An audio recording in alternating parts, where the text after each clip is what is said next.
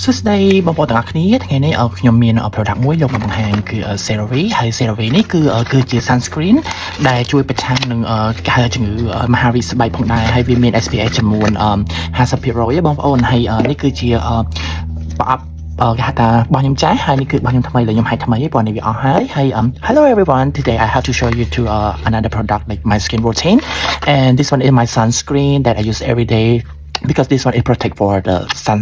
for the cancer skins as well in Australia is a good for product for use this one that I use for every day that's why you need to I unboxing for that one and this one is my new one and this one is my old one it's the old one this one is all done and I will to use a new one you can use that one too like that ខ្ញុំធ្វើការលាបអាហ្នឹងជាពីថ្នប់ដៃទៅបងប្អូនដើម្បីឲ្យវាការពារស្បែករបស់យើងបានល្អហើយពីងលាបវាអញ្ចឹងណាបងប្អូនហើយ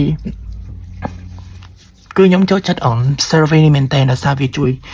វាត្រូវមួយនឹងស្បែករបស់ខ្ញុំអញ្ចឹងណាហើយព្រោះអីវ័យខ្ញុំវាកាន់តែច្រើនហើយយើងត្រូវការការពារ sunscreen ឲ្យបានច្រើនតិចបងប្អូនអញ្ចឹងបងប្អូនការពារវាអញ្ចឹងណាThat's it គឺកកផងធ្វើការជាក្រៅបានហើយនេះបងប្អូនបន្ទាប់ពីយើងប្រើ sunscreen ហើយគឺយើងកុំភ្លេចចេញមកក្រៅដើរលេងបន្ធូរអារម្មណ៍បន្តិចមកបងប្អូនឃើញតាមដងសងខាងទេនេះគឺជាផ្លូវទៅ Barossa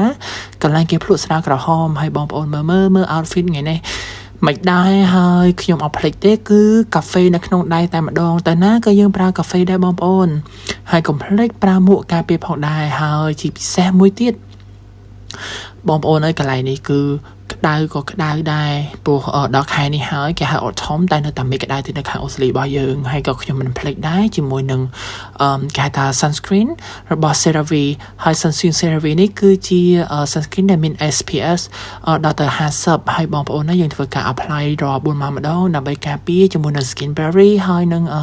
គេហៅថា protection skin cancer ផងដែរហើយគឺខ្ញុំចូលចិត្តប្រើវាមែនទែនដោយសារវាមានគេហៅថាជាប្រភេទ moisturizer ហើយគឺល្អមែនទែនសម្រាប់ skin ឬស្បែកមុខរបស់យើងបងប្អូនហើយបន្ទាប់ពីយើងលាប sunscreen ហើយគឺយើងដើរបន្តនៅពេញមួយថ្ងៃតែម្ដងហើយបងប្អូនមើលគឺយើងញ៉ាំក្រែមផងញ៉ាំអីផងហើយមកដល់កន្លែងលក់ស្រានេះគឺមានទេសភាពស្អាតមែនទែនណាបងប្អូនគឺខ្ញុំមើលបដាអីបដាអញ្ចឹងទៅណាយើងដើរលក្ខណៈគ្រួសារឬមិត្តភ័ក្តិហើយនេះគឺជាចាំបាច់មែនទែនតែម្ដងហើយបង្ហាញមួយហើយយើងមកកន្លែងរោងចក្រ chocolate this is a chocolate factory ហើយគឺល្អមែនទែនដោយធ្វើការ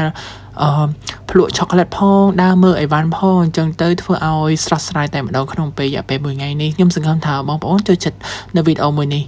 អរគុណ thank you everyone for watching my video